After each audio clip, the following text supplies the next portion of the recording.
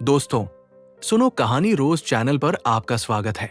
सबसे पहले मैं आपसे निवेदन करना चाहूंगा कि अगर आपको ये कहानी पसंद आए तो कृपया इस वीडियो को लाइक और शेयर करें। और अगर आप पहली बार इस चैनल पर आए हैं तो कृपया सब्सक्राइब जरूर करें ताकि आपको भविष्य में हर कहानी आसानी से मिल जाए। प्राचीन काल की बात है। एक बार किसी गांव में अकाल पड़ा। खेत सूख गए, पशुओं के लिए चारा न रहा, लोग भूख से मरने लगे। रोजगार के साधनों के अभाव में गरीबों के लिए एक जून रोटी खाना भी मुश्किल हो गया। गांव का जमींदार एक लोभी और अत्याचारी व्यक्ति था। धन ही उसके लिए सब कुछ था। उसके गोदामों में अनाज भरा हुआ था, किंतु उसने वाजिब दाम में गांव वालों को बेचने के बजाय आसपास के बाजारों में ऊंचे दामों पर बेचना शुरू कर दिया। गांव के गरीब भूखे लोगों ने एक सभा की। एक ने कहा, हमें गांव के जमींदार से अनाज देने के लिए प्रार्थना करनी चाहिए। सभा में बैठे एक नौजवान ने कहा, प्रार्थना करने से वो कंजूस हमें कुछ नहीं देगा। आता मैं उसके घर जाकर अपनी एक युक्ति से अनाज लेकर आता हूं। ग्रामीणों को विश्वास नहीं हुआ कि नौजवान को इस काम में सफलता मिलेगी। फिर भी सबने उसकी बात मान ली। नौजवान जमींदार के भोजन घर की खिड़की के निकट उसके बगीचे में आकर एक पेड़ की तरफ चुपचाप देखने लगा। जमींदार अभी भोजन करके खिड़की पर आया ही था। नौजवान को बगीचे में खड़ा देखकर जमींदार बोला, कौन है? बगीचे में खड़ा क्या कर रहा है? नौजवान ने कोई जवाब नहीं दिया। जमींदार क्रोधित होकर उसके पास गया। बोला, बहरा हो गया है? सुना नहीं? मैं क्या पूछ रहा हूं? यहां तुम क्या कर रहे हो? कुछ नहीं, मैं इस पेड़ पर छबिल पक्षी का घोंसला ढूंढ रहा हूं। कल मैंने उसे इसी पेड़ पर बैठे देखा था। नौजवान ने जवाब दिया, छबिल पक्षी? वो कौन सा पक्षी है? जमींदार ने आश्चर्य से पूछा। वो पक्षी बहुत मुश्किल से दिखाई देता है। वो जिस पेड़ पर घोंसला बनाता है उसमें चमत्कारी संजीवनी बेलबूटी होती है। संजीवनी बेलबूटी? हां, छबिल पक्षी अपना घोंसला संजीवनी बेलबूटी से बनाता है जिसमें अद्भुत शक्ति होती है। अच्छा, क्या शक्ति होती है? पहली बात तो ये कि वो बहुत कीमती होती है, सोने से भी अधिक कीमती। दूसरी बात ये कि वो इतनी चमत्कारी होती है कि उसे सिर पर रखते ही कोई भी व्यक्ति एकदम से गायब हो सकता है। गायब हुआ व्यक्ति सबको देख सकता है, लेकिन उसे कोई नहीं देख सकता। नौजवान ने इतना कहा और वो एकदम उछल पड़ा। मिल गया, छबिल पक्षी का घोंसला मिल गया।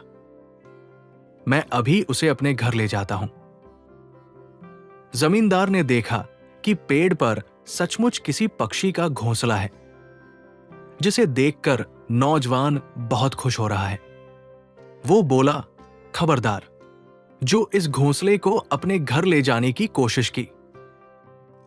ये मेरे बगीचे के पेड़ पर है, इस पर मेरा अधिकार है। मैं छबील का ये घोंसला तुम्हें नहीं दूंगा। ठीक है, अगर तुम घोंसला मुझे नहीं दोगे तो मैं इसे नष्ट कर दूंगा। मुझे इसके खत्म करने की रीति भी आती है। नौजवान ने यह धमकी दी तो जमींदार कुछ शांत हुआ। बोला, मैं तुमको 50 अशर्फिया दूंगा।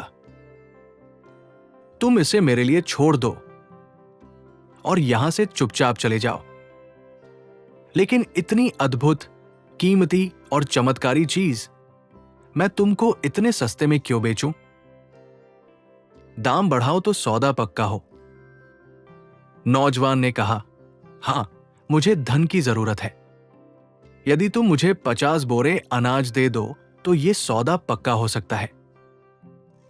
जमींदार ने सौदा मंजूर कर लिया।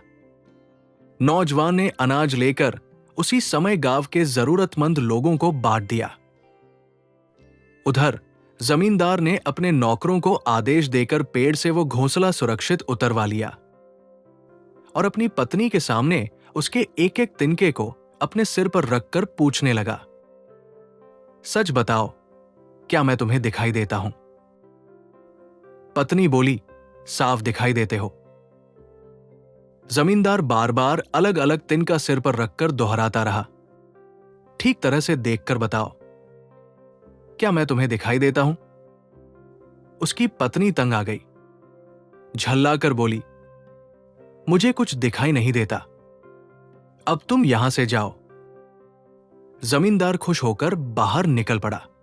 सबसे पहले वो गांव के हलवाई की दुकान पर गया और वहां बन रही जलेबियां उठाकर बिना दाम चुकाए ही चलने लगा। हलवाई ने समझा कि जमींदार है, दाम चुकाना भूल गया होगा, सो मैं उससे बाद में ले लूंगा। आत वो कुछ बोला नहीं।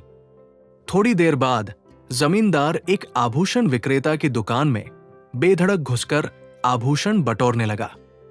दुकान के कर्मचारियों ने उसे तुरंत धर दबोचा। पहले तो उसकी खूब पिटाई की, फिर उसे पुलिस के हवाले कर दिया। उसे अपनी जमानत देनी पड़ी। जमींदार समझ गया कि उसके साथ धोखा हुआ है, लेकिन इससे उसे सीख भी मिल गई कि अकाल के कठिन दौर में लोगों की सहायता नहीं करने के कारण ही उसकी ये गद बनी और उसे सजा भी मिली। भविष्य में उसने सबकी मदद करने की कसम खाई। उसे उस नौजवान की चतुराई और अपनी मूर्खता पर भारी पश्चाताप हुआ।